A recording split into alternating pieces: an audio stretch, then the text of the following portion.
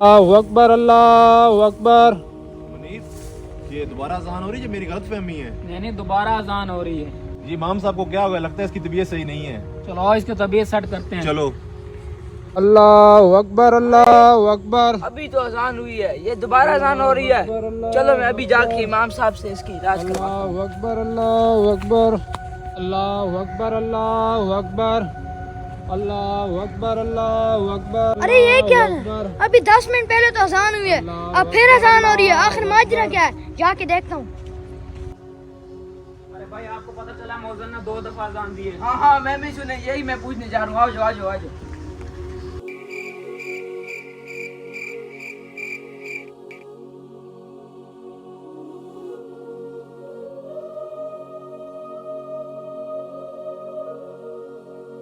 ये किधर है इमाम साहब? ये किस मौजन के कंधे पर मस्जिद की जिम्मेदारी रख दी है? और